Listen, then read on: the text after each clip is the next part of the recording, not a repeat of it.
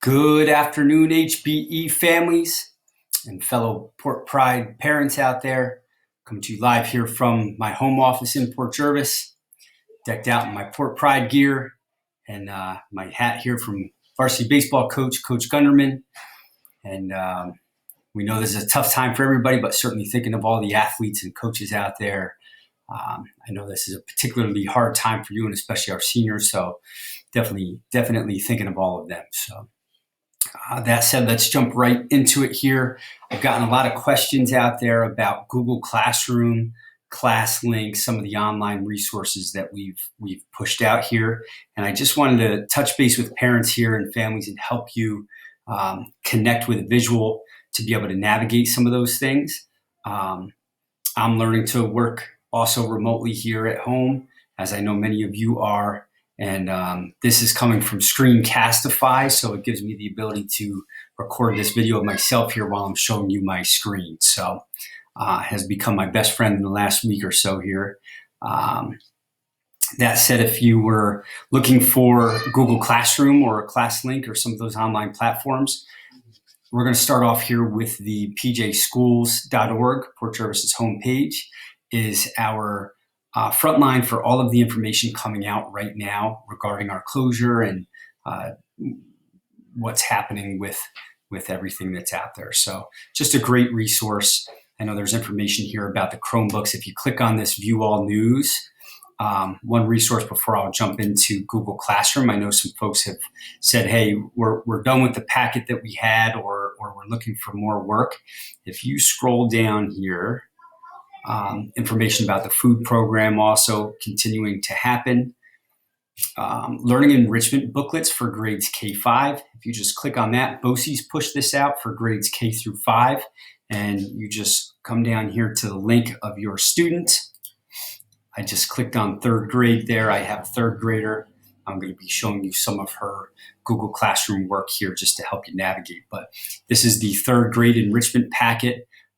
Just an informational letter from the instructional support team at BOCES. And then, as you can see, there's just a bunch of ELA and math work here. Great resource on the district webpage. So I'm going to go ahead and get out of there and get back to our home page. So if you scroll over parent resources, click that link and come on down here to ClassLink. I know a lot of people have been having issues getting on their Google Classroom. This is going to help you with that. I have this preloaded. That's my daughter's information. Your kids know how to log into ClassLink. It's a one-stop password for all of the apps that they use in class, and they can see all those things from home. So they'll put their school username in and then their password. The password is usually their lunch pin. And generally all of the kids know what that is. If you don't, just reach out in an email to your teachers. They'll be able to help you. And I'm going to go ahead and sign in. Now, ClassLink did want me to add an extension on here. I went ahead and clicked on that, so it allows ClassLink to work on my home computer. Also, I did download Google Chrome. Chrome is the most compatible with the Google Suite. So sometimes folks are having issues there. So I went ahead and logged in. And here is what my daughter sees in her third grade classroom. I also wanted to show you this up here. Actually, let me just jump right into Google Classroom. I'll be able to show you from there. There's the ClassLink that I downloaded. And this is really important. It keeps coming up this way. I know this is becoming a problem for some of you at home. This wants to log in using my Gmail, which is my default setting on my computer. So I just have to go ahead. If your kids aren't in there, up here, you would just add them. I'm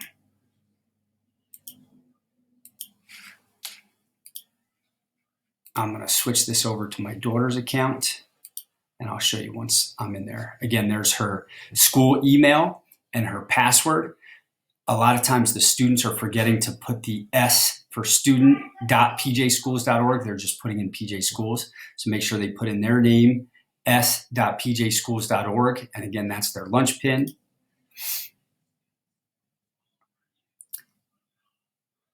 And if you're into Google, what I was trying to show you before, that's how you toggle back and forth between accounts. So you'll see my personal account, And then you'll also be able to see that my daughter can get in. So this is her third grade classroom. Before I jump in there, I do want to show you a special feature here.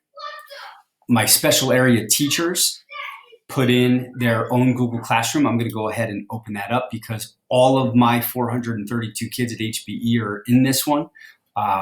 So we discussed in the last video about our work being supplemental. And a lot of parents are done with the packets. Even though we're on spring break, you're looking for something to keep your kids busy with. This is a great opportunity here. Log into that special areas Google Classroom, and you can see any parent that's looking at this. These are all of my special areas: art, band, library, music, and phys ed, and just an incredible amount of great resources here, enrichment opportunities, some deep thinking and deep engagement activities for your kids. So I went ahead and pulled a couple of those out. Mrs. Green, my media specialist, put this on here. This is Sora, and this is available to all district students. And if you see down here, I went ahead so my kids don't have to log in. They can just click on that icon and it opens up, and it's an electronic library. So you can see this is a book my daughter downloaded here, Smile. And I'll just navigate it so you can see how that works quick. I'm just going to click here, open the book, and it's just like reading on your Kindle. This is a nice graphic novel, a popular bestseller right now. And once she's done reading that, she can go into the district page and take her AR test for that accountability, and then turn the book back in and continue to sign out more. So I know that's been a question, keeping our kids in books. How do I do that when I can't check them out? Using some of these online platforms, really, really great resources. And that's for any I know definitely any elementary aged student in the district. So this is also a really great resource from Mo Willems, best-selling author, Caldecott winner, worked with Sesame Street. He's doing an online, I think it's at 1 o'clock daily, lunch doodles with Mo Willems. And it's just an awesome resource for any age level, especially our younger kids, K-8. But I've heard a lot of parents raving about that. That's also in our special areas classroom. So that's Mo Willems. And I'm going to go ahead and click back out of, let me just close those tabs for you. I'll come back to Go Noodle. Actually, I'll do it right now. Go Noodle, really, really awesome interactive physical activities website. We use it in our school. I downloaded this. This is our family app. It's free. I use this also on the Apple TV. I was projecting this on the screen here. So you'll see the video up there. There's music. I have the sound off, but they're dancing. The kids are dancing along. You see my 2-year-old jumps in there. And what's neat about this and why I showed it, that's a video engaging a 2-year-old, a 4-year-old, an 8-year-old, and a 10-year-old. So really, really neat resource to get the kids moving at home, especially on those rainy days. So heading back over to my ClassLink. There's my Google Classroom, logging in with my daughters. And then this is her grade level Google Classroom. And not all of our teachers are up and running with this, but we expect as we head in, of course, we're on spring break, as we head into the first, that this is going to be a platform that most, if not all of our teachers do use. And you can see in here, Mrs. Vicarella, my daughter's teacher, shout out to Mrs. Vic. She was able to upload, I put a video on there last night. These are quick videos. Mrs. Vic doing a read aloud, different assignments that she posts. And you can see in here the other third grade teachers logging in their work. And then your kids can click on classwork. And as they do assignments, they can upload their work on here. So this was one of the work packets. I'm opening up a math packet just so you can see it. And they also had hard copies of this. So being able to give you the work both as a printout and electronically. So that is what is going on with Google Classroom and should clear up a lot of the questions that are happening with ClassLink and Google Classroom. I'm going to jump back out to the ClassLink app. In my daughter's classroom, any of the apps that they're using regularly, they're here. iExcel is a really neat resource for parents at home. This is math-based. Actually, it has a lot of the contents on there. As you can see up here, math, language arts, science, and social studies. I love it for math, and one of the reasons I'll share with you as they get into a content that they're doing, a topic, iExcel will push out questions for your student depending on how they do. So if it's a difficult topic that they haven't mastered yet, it may scale back and reinforce some of the earlier learnings for them. But it's gonna help push out questions that are specific to your student. So really neat resource that way. I'm gonna close out of here, bring back my Chrome. Oh, I think I logged out. Going to pull that back up as we're talking here. I also love the Keyboarding Without Tears app that you saw in there, helping the kids learn how to type. And all of our at HBE, all of our K through 6 students have that. And then I'm going to switch over, I think, now to literacy, and then I'll close this out. I know I've been throwing a lot of information at you here.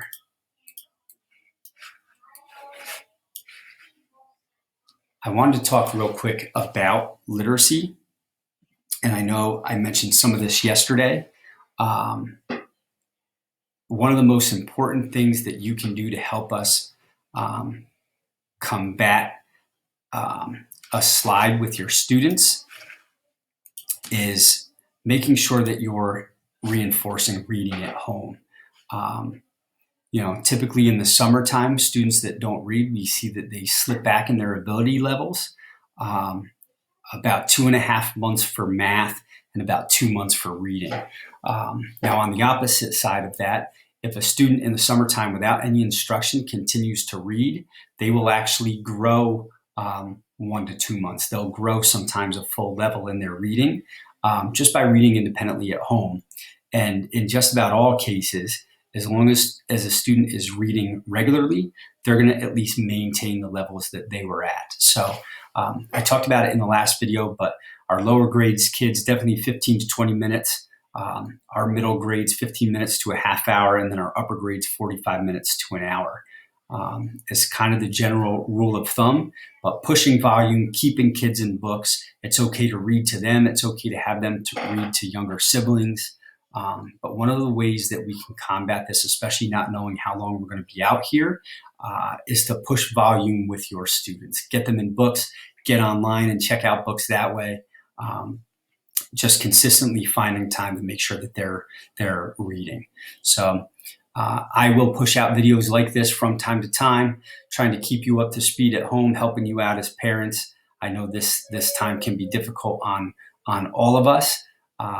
Really important to set and establish a routine, push that reading volume. I also, in my own home, as I showed with that video, really promoting physical activity is going to help with their mental health at home, their physical well-being, and it's going to get their mind and bodies ready to learn when you sit them in front of the computer or their packets or when you're getting them into books. So that's kind of my philosophy here: routine, giving my kids some choice, making sure there's components in their day for movement, and then pushing engagement and literacy. So that's all we have here for now.